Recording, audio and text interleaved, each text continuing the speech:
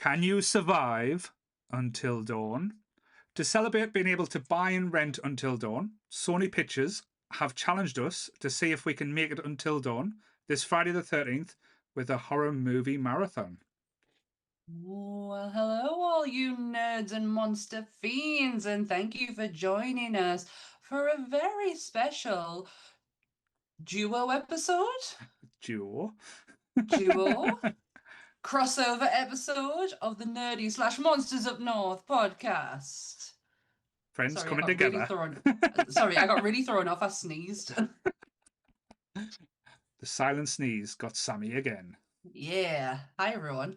Welcome. We're here. Yeah, we are. And we're joined by someone very special. Where is she? Where's she? She's not that small. We are joined by bleeding marvelous' very own Dan. Say hello, Dan. Hi. Oh, I was expecting Not this the special part, whole let's little be honest. whole little saying that we normally get from Sam and Dan. But yes, I feel a part of it now. I feel special. But yes, You're a part of the fiends. oh, the Can't all be fiends. special. There's not enough room for this much special in one room. That's all. Oh, Yes. So we have been. Can't get my words out now. You can tell it's not even live, and I'm messing up. But yes, tonight is a special episode. We are being invited to a marathon, apparently, like a challenge of it, where there's 13 movies. Where we weren't going to get through 13 movies because that would have been ridiculous. We got asked to talk about a few choice picks out of the 13 and to talk about Until Dawn, which we've all watched and enjoyed in our own little ways at times, I guess. So let's start off with the disclaimer, Sammy. So, yes.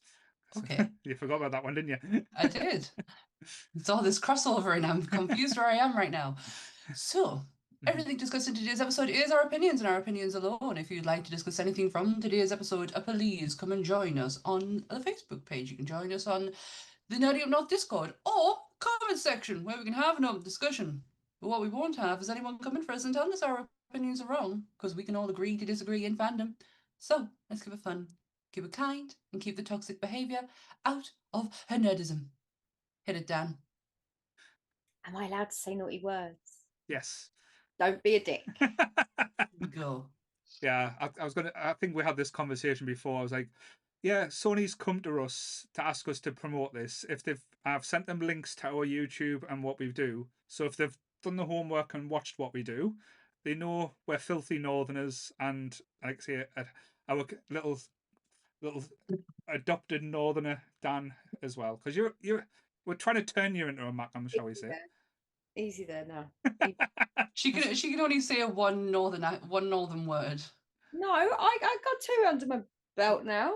Go on then. You got Nebosh, right? Oh yeah, yeah. Laddie. What's the other one? Laddie. Laddie. Thank you. Oh, Laddie. Water. No, water. Yeah, you're Geordie Mackham. I'm talking about. I'm older. I encompass all of. I am all encompassing. I like to. She is. I take on the northern. She is all the north. She takes it on. But yes. So yes.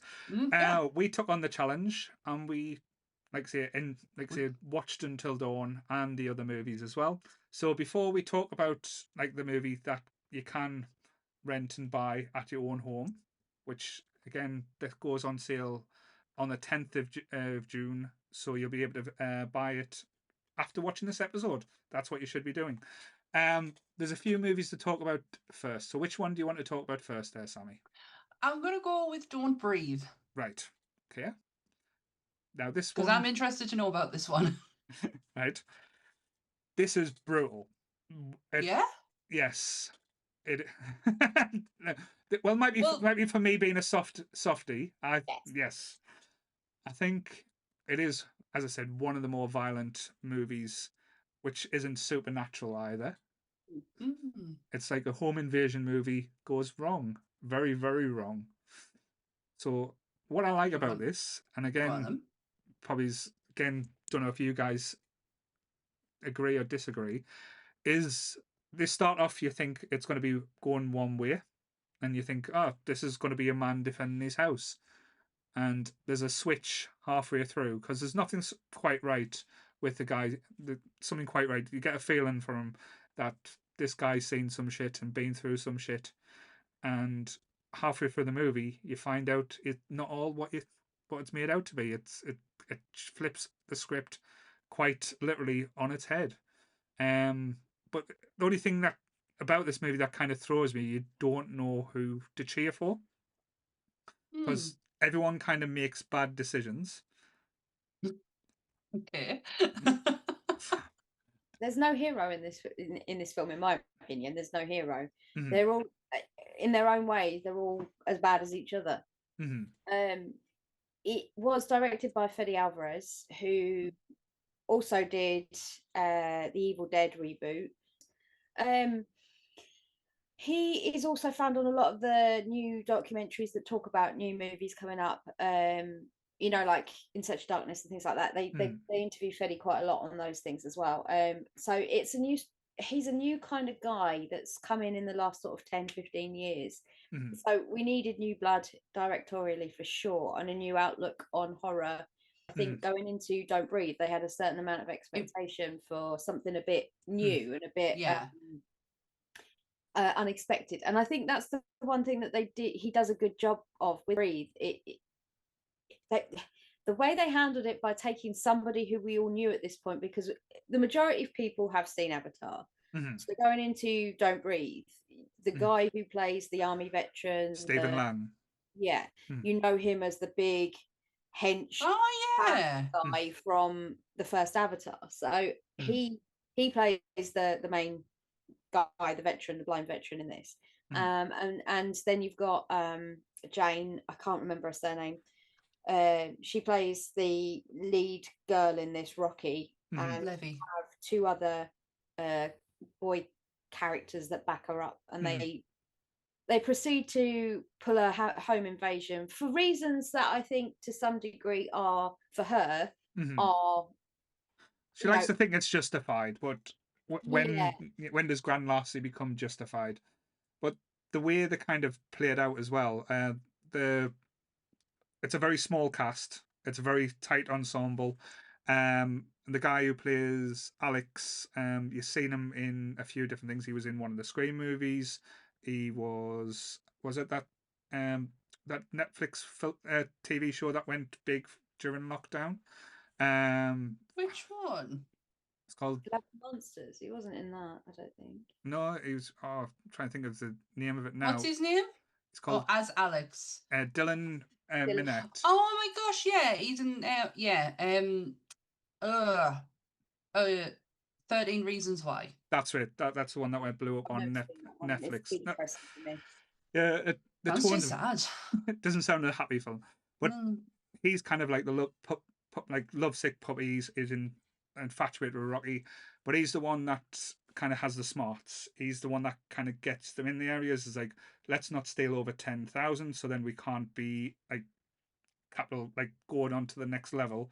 And they've decided to pick this house because I think it's an easy target, and shit does go wrong, and it becomes almost like everything that you can think of that could go wrong, it goes wrong very sharpish. And he makes the right decision. He's like, I'm getting out of here.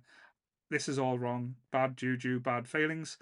And Rocky's kind of like, no, we're doing this. And even when shit goes wrong, she still makes the wrong decisions in this, which these type of movies as well, it's difficult because this is what was like, in certain horror films, you want to cheer for someone. You want to think, I want this person to survive, or I want to think, you don't want bad things to happen. But because of the decisions they make, it's kind of like, oh, not to say that they deserve it, but it's kind of like you're making every bad decision, but it's intense. You're watching it. And when you go in the basement, that's when things really do get quite icky and not very nice at all. I do love a film where you want everybody to die, though. Right? All right. You don't always need empathy for a character, especially not in this situation where everybody's as equally horrific as the next. Yeah. The the thing I do like about 3 of the 4 films, other than the main film we're about to talk to, they've all got a common thread because they've all got actors that thread through the 3 of these movies. So the guy who plays the lead nasty kid in this that persuades her to do the robbery, he is also the priest that works with Russell Crowe in Pope's Exorcist. Right. And he is also, and she in Don't Breathe is also the lead character in Evil Dead, which, you know, the reboot. So there's like this common thread of the actors all working through the 3 of the 4 films, which I thought was pretty cool. And I didn't notice. I've seen Don't Breathe so many times, and I've seen the Pope's Exorcist a couple of times, and I didn't realize that the guy who played the priest was the guy in Don't Breathe. I think it's because he plays different ages. He's also the guy who's in Penny Dreadful City of Angels. Right. He's all right. the lead detective in that. So he's I think he's British as well. I think I could be wrong. Dan doesn't have notes today. So yeah, I know he's got a lot of good parts. Like I love how he's a bit of a comedian. Like he did a really good job. I would never have known that they were it was the same actor playing didn't notice it at all as well. I think it was called Money, but it is a stereotypical gang. You've got like the greedy one, you've got the one that needs help, and you've got the one that kind of like say, I'm doing this because of love, because I love you type thing. And he's probably the most sympathetic of all of them when everything does kind of kick off and it goes through as well. So it's always quite interesting. There's a false like deaths or you things that you kind of think someone's happened, but it's like smoke and mirrors. It doesn't always show you what's happening. Then you look away and you think, oh, that's this is what's going to happen, but it doesn't. But the violence in this as well, it's quite like I know. Like we've seen violence film and gory films. I think it's with like almost like a realistic vibe to the movie. It hits a little bit harder at times, especially when he kills the first one of the first people. It's so sudden and just not out the blue because you expect something to happen, but it's just like the shock factor, and then each fall and. Again, Sammy, not to scare you, there is a dog in this, but nothing happens to the dog. That's the main thing. That's okay. I would have told you straight away. I think the thing is, the twist is the thing that makes this film, and the twist is the thing that when you actually realize at the very sort of the last kind of final act, where he explains what it's all about and why he did it, you actually feel physically sick. That's the only response that's required. The only emotion that should be happening. At the end of that film, if you don't feel some way uncomfortable, ill, queasy, then I mean, it was a kind of like an oh shit moment, and you know, you don't see that coming. I will say he did a very good job of like keeping the mystique of that until he says the reveal at the end, and you're just like, whoa, okay, we knew you were messed up, but just for anyone listening as well, and we didn't say this at the start, we are going to try and keep these movies very much spoiler free.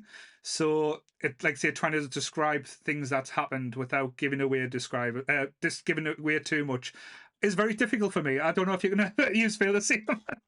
Well, yeah, because when we do episodes on Nerdy Up North or on Monsters Up North, it is spoiler filled. We're talking about everything, so yeah, it's going to be really difficult to kind of pull it back. But hey, we was set a challenge, and not just in more ways than one. So, but yes, we'll get there. I would recommend this movie. I would think just for the uncomfortable factor, and if you like non-supernatural or non-monster, well, because there is monsters in this movie, but like more human monsters, so sometimes that is scarier than like say these big demons or horror things that can come at you. But question, is it more psychological horror or is it thriller horror, or where does it fall in the category of horror? Action horror. Okay. Lots of running around and hiding and kind of it's more sort of that. There's lots of running, even though it's based in one small space, really. Yeah. It's cleverly done. I think I can't see they could have gone anywhere else with it. Like, like you watch a scene and you think to yourself, oh, they could have done that. Yeah. I mean, they could have written off the whole end of the film, to be fair, and I don't think anybody would have minded that they didn't have that information that they're left with by the end of it. But like, yeah, I think I don't have any empathy up until the very end scene, where you think, oh, he shouldn't have done that. And then that's about it. All the characters are as bad as each other for whatever reasons they're claiming that they were doing it for. Still doesn't justify. No.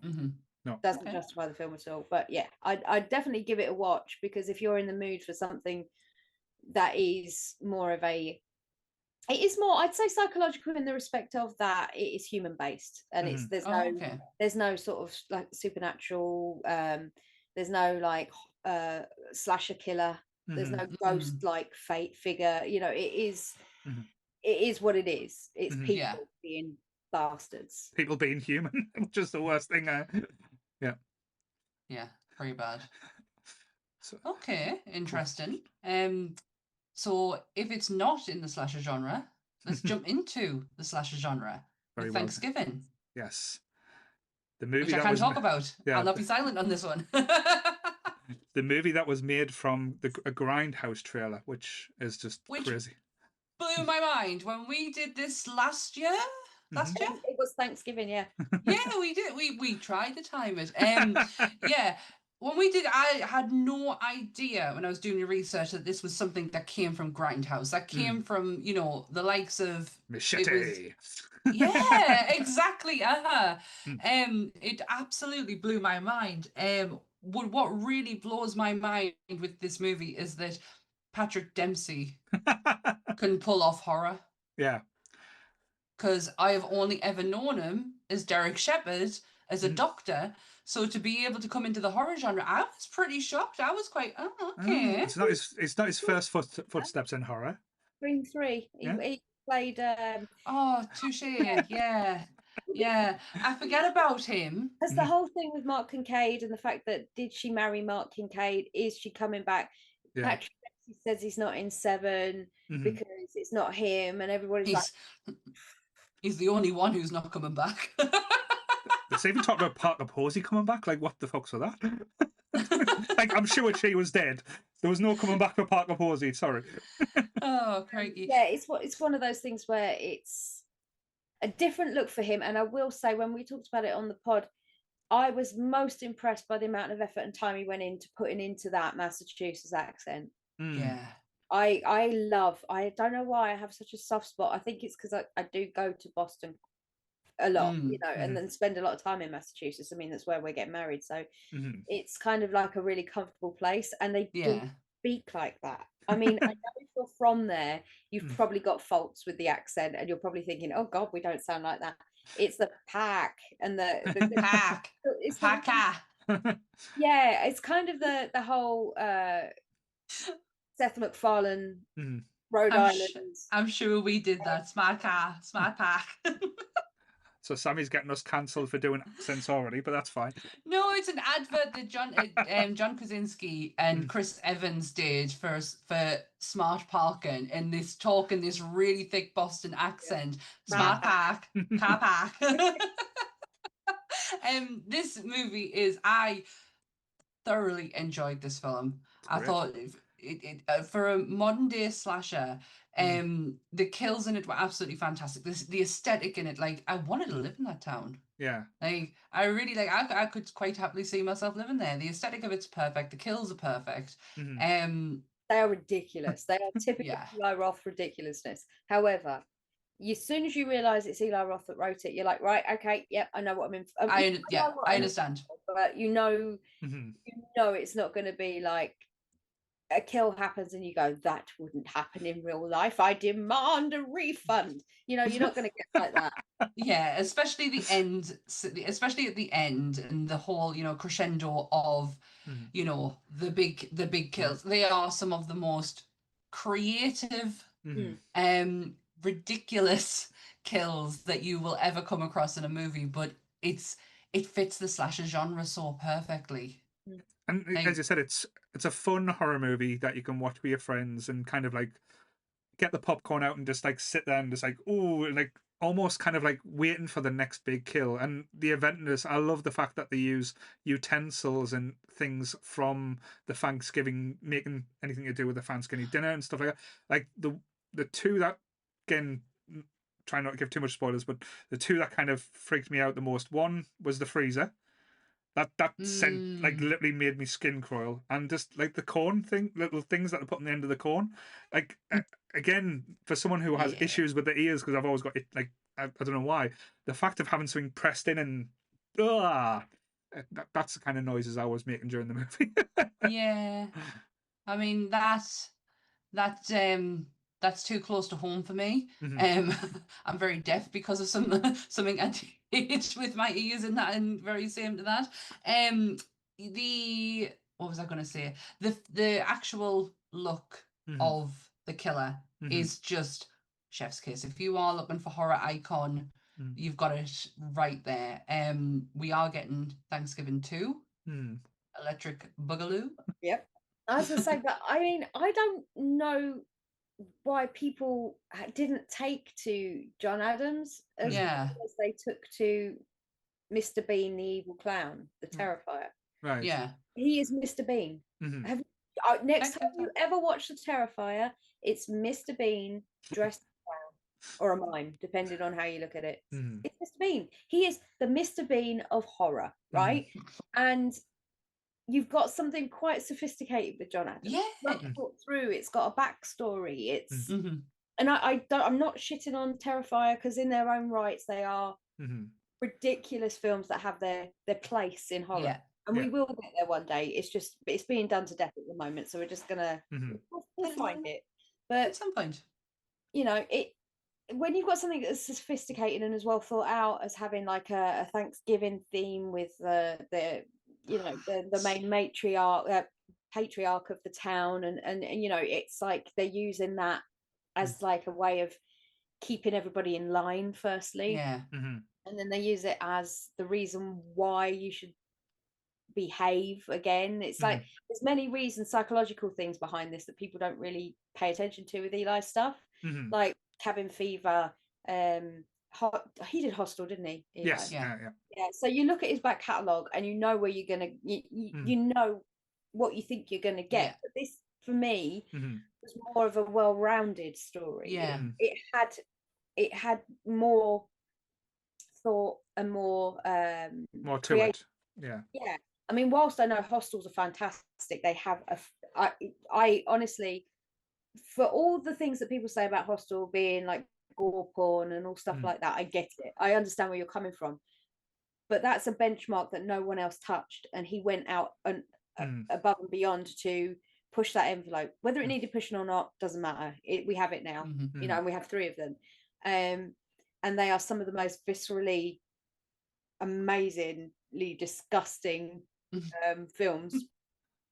But yeah, Cabin Fever in its own right as well had that whole kind of thing with shaving the leg. Yeah, honestly, it's so gross. So with those aspects, and like obviously I can't talk about the Green Inferno without referring to Cannibalism for Sammy, so I'm trying to avoid that one. But he does do genre films really, really well. And I think for me, him stepping into doing this film brought a different outlook. Yeah. It was a bit of a risk for him as well, because like if you think of him, because he's done Hostel, which is one of the like birthed, arguably birthed torture porn, in a whole different way. Even though it's more complex than that. That's where the kind of the phrasing started coming from. But going for to a slasher genre, it kind of puts that added pressure on him as a director as well, because the expectation is he's going to go balls to the wall. But it's going to be something completely different. Yeah, and it wasn't what people were expecting. It was, as I said, it was more subtle, more clever. There was a lot more humor in it than people were expecting. Like And the opening scene for the Black Friday is just brilliantly done. It fills you with like that kind of terror when you're stuck in a crowd and things start kicking off, because like people who's been to football matches or been stuck in like queues, like anything like that, it's just we would never fight like that over a waffle iron. I've seen people in Asda fight over a TV. So have you ever seen anything like that happen here? We're too civilized. We queue. If someone pushes in front of us, we tut loudly. Like, we're going to start rushing and breaking down walls and ripping people's heads off. And yes, okay, in a situation where you have a massive disaster in a confined space, then shit happens. But we don't purposely run into a place for a $10 waffle iron. No, we honestly, all you would hear if it happened in Britain is just, "Oh, I'm sorry. Oh, sorry about that. Sorry." Yeah, we say sorry quite a bit. Do you think Eli has done this so well because he understands every genre of horror? We've all watched his TV show. We all know where his in-depth knowledge is when it comes to horror. Do you think it works because of that? He studies the game. Like, he's not one person who sticks on a one-trick pony. He takes risks. And again, people who just paint him like as a picture in one different thing don't really get it. I didn't even know he was a director. He was always a Tarantino actor. That's how I knew him. Inglourious Bastards and Death Proof. And I'm sure he's been in others that I just cannot think off the top of my head. But I didn't think of him as a director until I started watching his TV show. And he doesn't just understand it, he learns as well. When he's sitting down having conversations with like the likes of Jordan Peele, Rob Zombie, and even Greg Nicotero, he's sitting there learning about each genre, and it's so breathtaking to watch, and it really pays off in this film. I give this movie so much love. I will champion this horror icon because it is iconic to look at. He definitely fits up there for me. Definitely. And I think that would be a nice little segue for especially iconic or like special effects and looks wise to move to the Evil Dead remake. Yeah. I watched this because it was on the back of Evil Dead Rise. So Evil Dead Rise was coming out, and I was getting really hyped up, and I was like, yeah, let's get into Evil Dead. And I was like, the one I haven't seen is the remake. So I literally watched the remake or reboot or however you want to call it a few hours before I went to go and see Evil Dead Rise. Which I think would have helped you massively. Yeah. Massively. It really, because you've got to think Evil Dead 2 used to be my favorite movie of all time. So when I think of Evil Dead, I'm looking at Evil Dead 2. I'm looking at Army of Darkness. And then jumping into Evil Dead Rise, I would have been like, well, what the shit is this? Yeah, this is not the same type of... No, not at all. But to see the remake of it and see it done differently, and to see all the comedy taken out, which is fine. I'm totally cool with it. To see all the comedy taken out and to see the Deadites in a completely different light, because let's be honest, we laugh our asses off at the the original Deadites. They are absolutely hilarious to look at. The original one terrified me to the bit, like even the stopped laughing. Even the VHS cover used to scare me as a kid. I think you do, but as an adult, I'm looking at it and I'm not terrified by it, and I'm not like it's funny to me, and it brilliant makeup, I gotta say. So to see it done in a different serious tones was quite refreshing. My palate was very cleansed with this. I love the idea of it as well, because normally, like these type of movies, it's like, a group of kids go to the cabin to take drugs, to let off steam. It's kind of like they've done the opposite. They took her to the cabin to detox her, to kind of make her go cold turkey, get her out of like the wilderness, get her out of her environment, and like the hostility between them. These weren't the best buds. These were old friends that had grown apart, and like there's trauma between them, and that kind of like amped up the tension and the feeling between the crowd. So when things start getting messy, and God, did it get messy.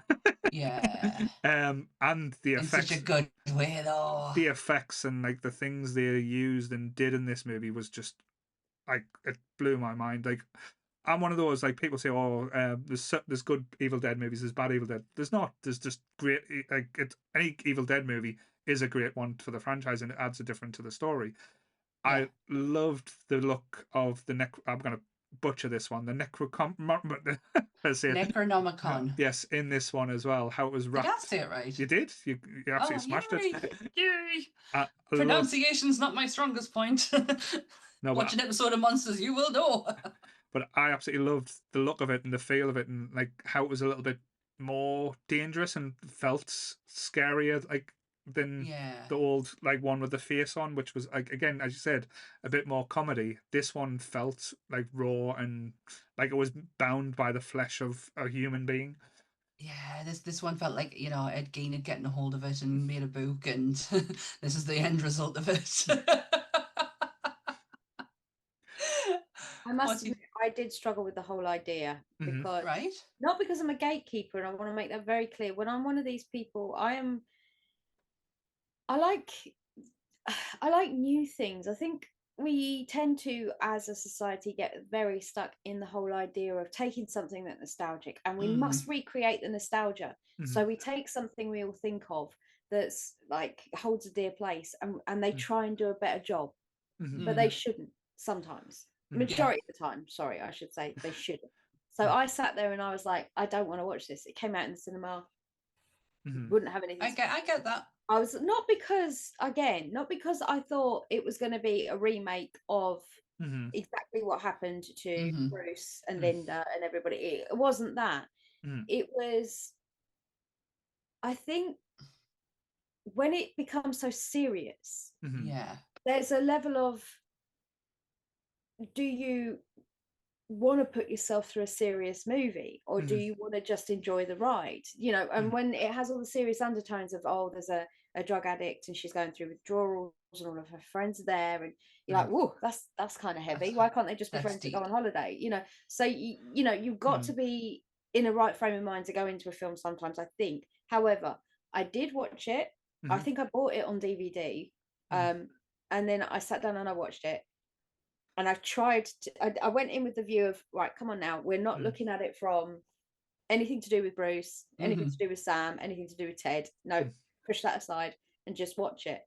And I actually really enjoyed it. I thought they did the ridiculous things that they managed to do in the originals, but in such a serious way that it worked. Yeah. Like the things that Bruce does in the original. So ridiculously stupid, like cutting off his hand and stuff like that, and the way that they dealt with that happening to other characters and how they did it, and I thought was really clever. However, the one thing that they do not call the like the people that turn, they don't refer to them as Deadites in these movies. No. Oh my gosh, I didn't pick up on that. No, in the new Evil Dead and Evil Dead Rise, they do not refer to them as Deadites. No. The guy that brought forth read from the book, because apparently the only words he can read is Latin, because it's said to him in the book, do not read these words out loud. And then what does he do? Read the words out loud. So, do you know who that was? Bruce himself. It's Brucey baby. It was the one way to tie Bruce in without having Bruce in. Bruce, I know Bruce was an executive producer on this. Yeah, he's always going to be a part of this franchise, and he champions it. Like the Evil Dead Rise, like premieres, and they had like Q&As, and there were people like heckling him, and he was like, "Then what are you here for? Like, why are you here?" And he really defends this franchise, regardless of where it's gone, where it's if it's going in a different way. I love Evil Dead Rise is one of, if not one of my favorite Evil Dead movies, or just movies in general. I love that film, and this really helped me. This movie helps that love, because if I hadn't watched this and all I'm thinking of is Evil Dead 2, then it's not going to work for me. it's very much a bridging. But is Evil Dead, because I know this is a reboot. Evil Dead Rise. This is where I was a bit confused. Is Evil Dead Rise an actual sequel to this one? Because they use the same logo, like the actual font and stuff like that. I thought it was standalone myself, but standalone, but it's same universe. Right. So the Deadites, well, I know they're not called Deadites in this movie, but it's the I didn't know that. The Deadites are from the same place, hence why they look very similar to the reboot Deadites. There's a continuous theme that it's a universe in which this happens. Right. But we're not talking about like 15 planets in the universe. I just think they mean it's the same kind of like world. And the possibility is that this could happen to anybody at any place where the book is. Yeah. So hence why the look of them is very similar to the look in the 2013 Evil Dead. And Evil Dead Rise are very, very similar. And then the new one's coming out soon as well, I think. Yeah. Evil Dead Burns, isn't it? Burns, I've seen a lot of fan art of what people would like to see as because let's be honest, when it comes to the Evil Dead movies, the poster, the main image, that is quite iconic as well. And the marketing campaign for this movie as well. Like using the reds and the colors, and just having stuff like the silhouettes, like all the silhouettes was used, was just, it kind of like drew you in. You think, no, is this going to be? Sorry. No cat to blame this time. No, they've got no cats with me today. But yeah, it's one of those movies that it's a horror movie that makes you feel uncomfortable because of how horrible it is. But as Dan said, it's not an enjoyable watch. There's no like funny bits. There's no laugh. Like you can't imagine yourself in that scenario. Think, I don't want to imagine myself in that scenario. The thing is, it is written very tongue-in-cheek with some of the things that I go quote unquote Deadites do say in the new one, because she comes out with some ridiculous stuff and I would laugh at it because it's so way out. And it's like, probably people don't find that funny, but I find it funny because I understand that it's a hark back to the original films, and also because what they're trying to do is portray the difference between the original person inside and then the possession character. And if you watch possession movies, you will understand that when you've had your body taken over by another entity or presence, it's going to be so far removed from the person you are on the exterior that they needed to show something so different. And by having it spew out vile things and ridiculous statements that end up just sounding funny to me, because they are so I get jarring. I think I found it slightly funny in places, but then again, like I say, I'm someone who gets uncomfortable and tends to get the giggles at funerals and stuff, and it's not because I'm laughing at the situation. It's just I'm just one of those people. I can't help it. It's not nerves, but I'm not good with bad news, so I tend to smile a lot. I think everyone handles things differently, but everyone's got different sense of humor, different things. But there's no right way or wrong way to think. But again, something that would scare me might not scare Sammy. Something that would scare Sammy wouldn't scare Dan. And so, I had to, because when Evil Dead Rise came out, I had to text Paul to see if there was any jump scares in it, because I actually went to the cinema to see it by myself, and I was like, if there's jump scares in, I need to know where they are, because I can't make myself look like a fool sitting on my own watching this. Bless you. Well, you would never be a fool, and you were brave doing it by yourself as well. But interesting though that Dan mentioned possession and how people react to possessions. I knew what I was doing. That's segue. Well, you lit it up and I just helped it along. So moving on to the final of not the final film we're going to talk about, the final of the four previews, shall we say, the mise en bouches, shall we say. See, I've been nothing about with Phoebe too well. That's why I'm getting all posh. So yes, the Pope's Exorcist. That would have been a very different movie. Very different movie. Very different. I'm not gonna lie, I was so looking forward to this film when and it had nothing. I really wouldn't go out of my way to watch a Russell Crowe movie. He's not kind of like someone who I'll go, I've gotta go and see the next Russell Crowe film. he is so unrecognizable in this film. He is not what I was expecting at all. I was impressed with his accent. I'll give him his due. He did his accent really well in this movie. Yeah, I've got to say, I thoroughly enjoyed this. I love the fact that, because within possession movies, there's always the fine line of mental health versus actual possession. And they, in the first scene, it's like they go into it where they do actually see it. That is mental health versus, the actual genuine idea of someone being possessed. I love that. I can't even remember the last time I heard, I think Exorcism of Emily Rose comes to mind. It's the first one that comes to mind. Yeah, this movie is just, it's breathtaking. Absolutely breathtaking. I love an exorcism movie. We've talked about this before when we had Zara on Monsters, because we did The Exorcist, obviously. And there's something about exorcism movies, because they're sort of a toe dipped in reality to the extent of that there are exorcists within the Catholic Church. It is a valid position within the church. Therefore, it leads you to believe that they have performed many of an exorcism, which on record that we're allowed to see, they have. So there's that whole, could it happen to you? Doubtful, but you know what I mean? It could happen to you. How do you quantify the difference between mental health versus spiritual possession? And the beautiful thing about this film is, I'm not entirely sure when it's set. I think 80s, 70s, 80s, could be 90s, could be modern day. It may say, but I don't remember specifically. I love the way that you don't have a clue. And I also love the way that it's, you know exactly what you're going to get in the respect of possession happens, all hell breaks loose. He comes in to save the day. Yeah, but that's not how this works. It is to a degree, obviously, but I love the fact we get a little cameo from Mr. Ralph Inson himself, who is the most fantastic voiced human on the planet. Yes. And he obviously Galactus. That's the one. Every time I call him Galacticus, Galacticai, Galacticus. Big purple dude from the sky. Yeah, he likes to eat the world.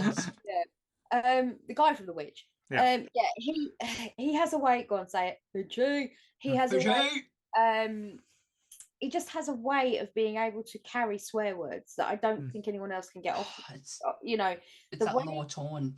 Yeah, and I think the twist that this film has at the end as well is a testament to an Academy Award winner. Let's not remember Russell Crowe. Yeah, he's won Academy Awards because of his acting. He pulls off the end scene is nothing but, well, I say the end scene, the main crescendo of the film is nothing but unexpected. And that guy, I mean, how do you method act being possessed? You can't. No. So for anyone in this movie that ended up possessed, it's like, that's a hell of a task, especially for the cast that's involved in this as well, and the age range that they are as well. I mean, testament to the actors in this film. 100%. It's amazing how Russell Crowe made this almost theatre. It's absolutely brilliant. Like I say, I will not go out of my way to go, oh, the next Russell Crowe movie, let's go and see that. However, if he's going to do movies of this nature, I'm in. He was really, I don't want to say convincing, he was just mesmerizing. Yeah, and like the look, the feel, and the vibe for this movie was like, it was great. I did get a bit confused last year when this came out, because I remember watching this. There was two movies very much the same. There was this one, The Pope's Exorcist, which is like, don't get us wrong, this film is good, like brilliant. The whole look and the feel. Then we got the chance to watch The Exorcism starring Squid. I thought it was going to be a sequel. I was thinking, they've made a second so quickly after this came out. Don't watch that one. All I'm going to say. David Hyde Pierce is the highlight in that film. That's the only thing to say good about that. This is far superior. I mean, the other one is good in its right for what it was trying to be, and it was a new take on an exorcism movie for sure. But out of the two, this one wins hands down for not just the special effects, not just the psychological aspect, but the fact that you go on that roller coaster with Russell in this film. Whereas on the other one, you don't want to be on his roller coaster. No. You don't even want to be anywhere near that theme park with him. I love the colours in this. Yes. The colour palette that's used. Oh, beautiful. Them earthy tones, them reds, them oranges. It's absolutely stunning. It really puts you in such a great place with this film. And yeah, I do love it. It's one of those ones where a film comes along, doesn't really have much hype or anything to kind of go, and you hear like a little bit of noise about it, and you go, okay, we'll give it a go, and it goes above any expectations you had, and it's just entertaining. Yeah. That's probably the thing when it comes to horror movies. A lot of horror movies forget to be entertaining, and it gives you like the showpieces and kind of gives you the big thing. And as I said, the ending, it's fun. Put that way, like I say, it's what you want experience. But again, trying to not give too many spoilers away. And seeing Russell Crowe going about on a little Vespa on a scooter is fun to watch as well. Honestly, just to watch him is an absolute pleasure. It really is. It's something complete. Like when I think of him, I'm thinking of Les Mis. I'm thinking of Gladiator. I'm thinking of these very, and it's brilliant that he manages to bring because I know he's not a theatre actor, but for some reason he just gives me that vibe, that thespian kind of vibe, and he really brings it, and it works for him though. It really works in this movie. Honestly, go and watch it. I will say the one thing that I am gutted about, and I will say to the powers that be, that if they ever do pick it up, I would still have loved to have seen Crowe do his Jekyll and Hyde in the Dark Universe. He played, as we saw in the Dark Universe Mummy that came out. Mission Impossible Mummy. When that we saw a glimpse. We had a taste of Russell Crowe's Dr. Jekyll and Dr. Hyde kind of character, sort of there, and it was like, oh.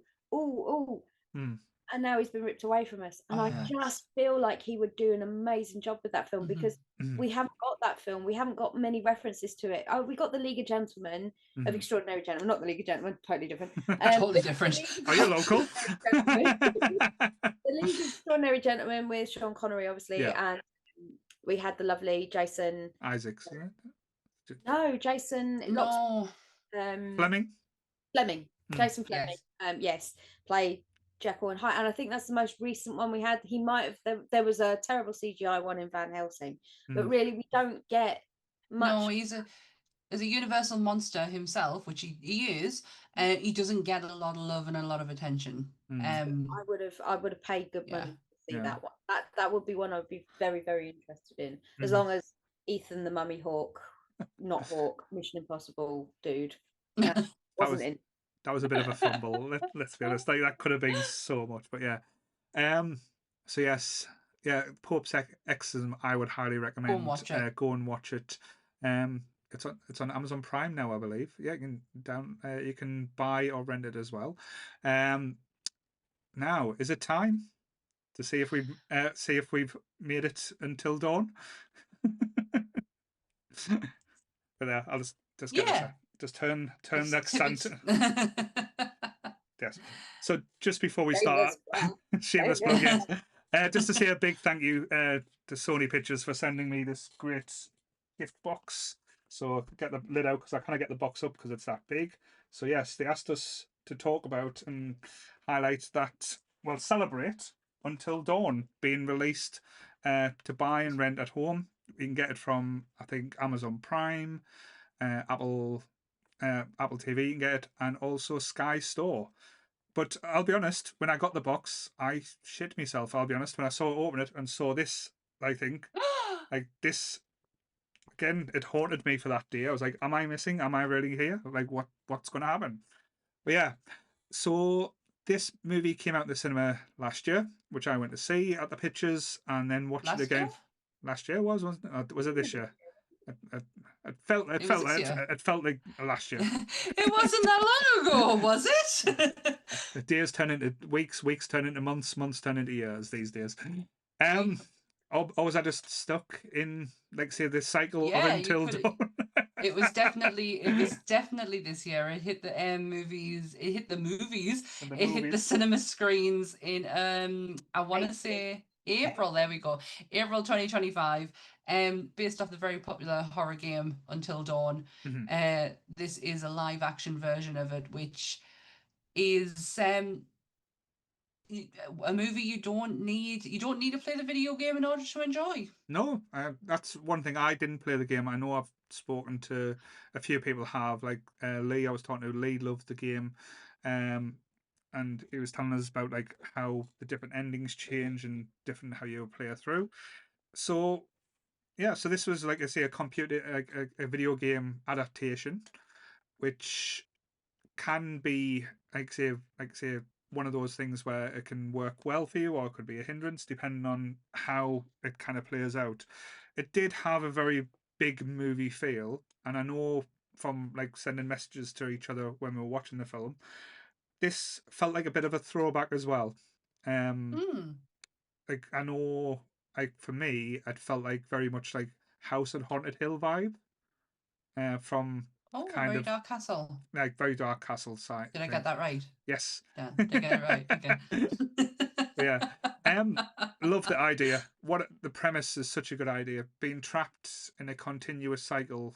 And again, we're trying not to give too many spoilers, where each time, almost like Groundhog Day or like the episode of Supernatural, like when you hear the song "Free are the moment." Heat of the moment. Yeah, I love that episode. Yeah. Where like a lot of different premises, but this time it's slightly different. You try and change the perception, but different monsters, different beings, different entities kind of come at you like at different times. There is some bits where you're like absolutely laughing out loud, like the bathroom scene. Again, not to go into it too much, is one of the most unexpected things to happen in the movie, where you're watching, you just kind of like, wow. Yeah. The movie itself is a very fresh cast, very fresh and young cast, apart from the fabulous, I cannot say his surname, I will have to look it up. Pete, say again? Stormare, Peter Stormare. Yeah, absolutely. I love. Oh my God, this man can do no wrong in my eyes. He is the devil and will always be the best devil person. He is the best actor to have ever played the devil in all of cinema history. To me, it takes some doing to beat his version of the devil in Constantine. For me, like he this guy is. If I'm wrong, I don't think I am. It's either I think he's Swedish. But he is known for playing Russian and Eastern Europe. Yes. Oh my gosh, is he not? Yeah, he is Swedish. And he's wow, okay. Did not know that. He'll always be the guy from Prison Break. See, for me, he was also in Fargo. American Gods. He was he's in American Gods. He brought something new to this film for me, because you get your gaggle of teenage ne'er-do-wells / gang of kids going to find themselves or going on, and I will say the way that it was done in this film, I didn't expect there to be a secondary reveal of the character. I know technically in tropes you're introduced to a character at the beginning and they come back and you're like, saw that coming. But I genuinely didn't see it coming in this one. I feel like there's so many deaths. There's no way we could talk you through every single one anyway, if we were to do a breakdown of this film, because it happens so much and there's so many. But I will say one of the fantastic aspects of this film is that you see it taking a toll on the cast. Yes. Yeah. I love that element to it. Yeah. Yeah. Through every cycle, you can see the special effects makeup getting better and better and better, and they're looking more and more withdrawn and more wary. And obviously, if you've played the game, you'll know what happens. But it's I enjoyed that aspect. I like looking at, like, if you watch Monsters, you guys will know that me and Sammy like to go into like the makeup and the special effects and things like that. So that was kind of where my mind was going during this. It wasn't so much concentrating on the plot, because it wasn't a difficult plot to sort of get your head around. No, you understood that it was a recycling Groundhog Day situation, so you didn't really have to think more than past that. So yeah, so from that perspective, I would definitely say the amount of special effects work on this, if it was practical, was superb. Yeah. The makeup on it, when there's a scene, and I'm not spoiling anything, this is in the trailer, with the thing coming out of her cheek. That is gruesome. Yeah. That is absolutely gruesome. And the reveal when on the side of her face is just, but that is it, the makeup work on that is it's perfect. It's too perfect. And yeah, like Dan said, the makeup in this was just absolutely phenomenal. The cast, as much as it's a young cast, unfortunately is not, they're not, because it's not my age group, I don't quite get them enough. But there was one in particular who I was really drawn to, and it was the girl with the big hair. Right. Okay. I think for some reason Nina, there was I think something, she was called Nina. Yeah, there was something about her that I was like, I like your attitude. Yeah, I like your attitude. There was one moment in there where she made a decision that I don't know if I could have made. And I was like, I respect you. The main actress was cute. There's no other way to describe her. She was cutesy. Her ex-boyfriend, he did get on my nerves a little. Yeah, he did get on my nerves a little bit. His little puppy dog routine thing, but hey, I think that was intentional. But like one of the standouts in, as you said, Megan, the young lass who had psychic, like when she was trying to say that she had psychic powers in, her transitions or transformation throughout, like that was like the most noticeable. And with the explaining that saying it affects her the most, that was like interesting to watch and interesting. But I love the way they used like modern technology as well in the horror movie, like rather than just like, oh, what's happened to us, or like thing. It's like, oh, they use like the mobile phone and go through videos that's been recorded of the time that they've spent there as well, because again they're trying to work out, because everything kind of gets reset. So they're trying to work out what doesn't, how thing. They noticed that I'm not going to lie, that was probably one of my favorite bits of the film. Sorry to cut you off there. It was just before I forgot, was the moment with the mobile phone. That's the bit where I'm sitting there going, I don't want to be a part of this right now. I don't want to see what's going. This is like hangover stuff. I don't want to see what's going on here. Yeah, that I really enjoyed that aspect of it, especially with the mobile phone part of it. This movie it's clean. The plot is clean. There's no, it's not overcomplicating something that could potentially be overcomplicated. It's giving you a very clean version of it, which I appreciate. I am not the brightest of people, so you know, if I've watched a movie once, I might as well have not have watched it. But with this, I can genuinely remember it, which is a good sign. Again, I know I asked this question quite a lot on a few of the things we've talked about. This again, I think this works as a movie. Do you think it would have worked a lot more in a TV show? Yeah. This is the one time I'm going to actually agree with you on this, because normally we don't see eye to eye with TV show ideas. Yes, I do. I think this could have been spread out, spaced out. Each day could have been, I'm not saying do with 13 episodes, but you know, it could have been stretched out a bit to where these were, and given more to what's going on in the background as well. Yeah, that's one thing I thought was missing, because the town looked quite interesting. Like looked grimy. It looked like spooky. And that looked scary when they looked out the window and you saw the town had grown. Sorry, not too many spoilers, but things happen. But when the town grows, that I wanted to explore. That was my first thought. I was going to go outside and see that. That's what. Is that not the gamer in you? Where you're like, oh, what's going on here? To be honest, off the back of this, I actually have gone and bought the game. Right.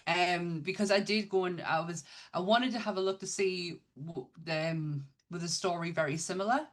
And what I did find is, and this is, I don't think this is a spoiler, and we talked about it before, so I'm just going to mention it, is the fact that they do actually use parts of the video game in here. Is what the, if you don't know the video game, or you do, Rami Malek is the main star, and it's all motion capture, so it is Rami Malek's face, and you do get to see a little image of him in this movie, and I thought that was such a great, very subtle, but a very subtle one. Yeah. So yeah, I've actually gone and bought the game off the back of seeing this movie, because it's so intriguing, and it's so like, I get to make the decisions.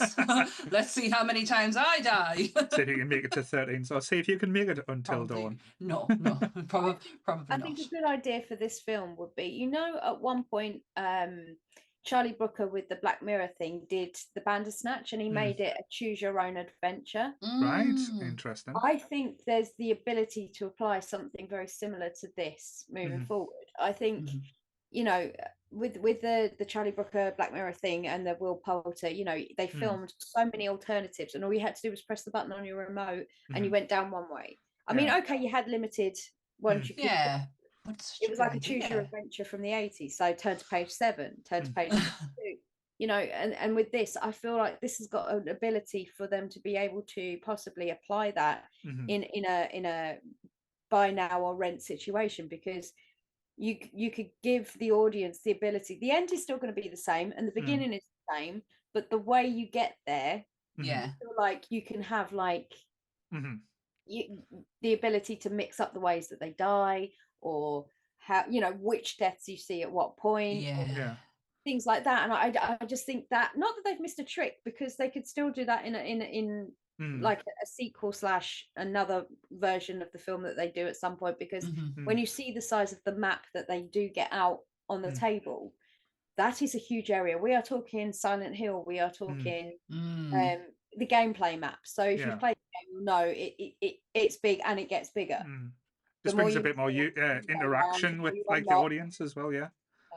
So I feel like that could be an option, knowing that this film has the ability to be able to utilize the gamers that are in the majority of the audience that come to this film, because obviously, being a gameplayer, you'll come and see the movie because you've played the game.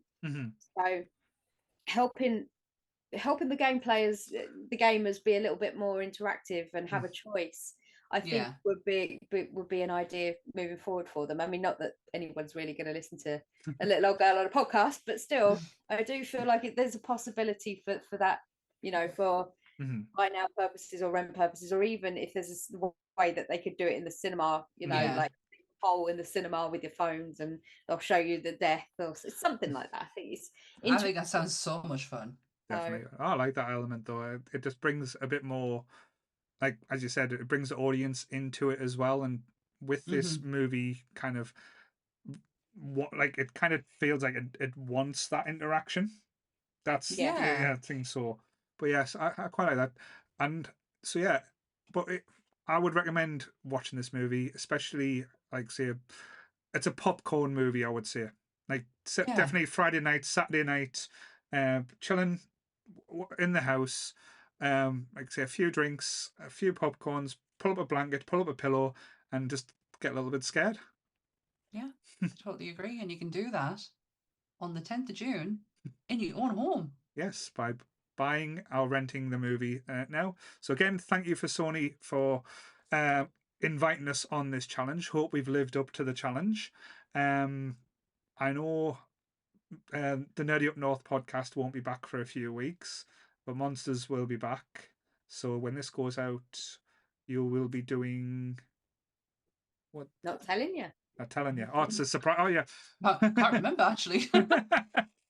Hang on, this goes out Friday 13th. Yeah? Yes. So Monday is. So we will be doing on Monday, and it would have been announced by then. Repo the Genetic Opera. Yes, little glass vial. It's not that I can't remember. I just can't see it. Yeah, I was just trying to think timeline. My brain. Yeah, me too. And it's like, oh, we're dealing time travel again. Yeah, but thank you for everyone who's watched, and like I say, please like and subscribe. Like I say, you can find our stuff on the Nerdy Up North YouTube channel.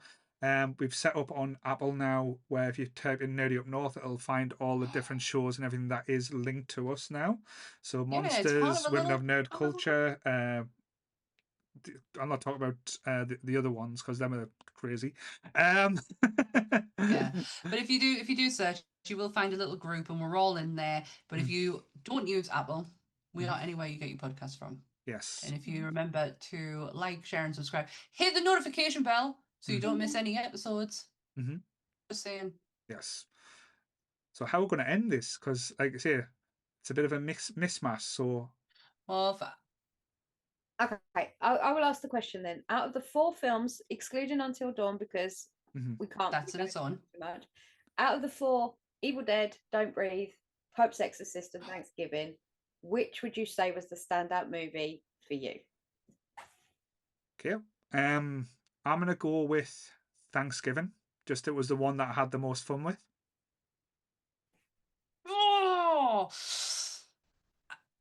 Pope's Exorcist. Yeah, it was between Thanksgiving and Pope's Exorcist, and that's nothing against the other two. It's just them two are the ones I thoroughly enjoyed the most, and Pope's Exorcist, first thing that came out of my mouth.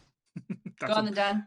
It's the same, Pope's Exorcist. I think out of all of them, obviously, Evil Dead, not that we've seen before, but we know the premise, we know the setup. Don't Breathe, like again, it's about human monsters, and it's a home invasion film, so you know where you are with that. Thanksgiving is your traditional slasher done in a more updated way. You could say that about the Pope's Exorcist being an exorcism movie redone, but there's just something different about it, and the fact that it's Russell Crowe and it's so unexpected with him doing such an amazing job. I would have to say that's the standout for me. Cool. So it's the Monster Girls teaming up against us. I'll take that though. That's fine. So. Right. So we're gonna have to, and then that matches all 3 together. So same bat time, same bat channel. Stay nerdy, everyone. You do mine. Bye. Bye. Stay spooky, everyone. Bye. Bye. Goodbye, little ones.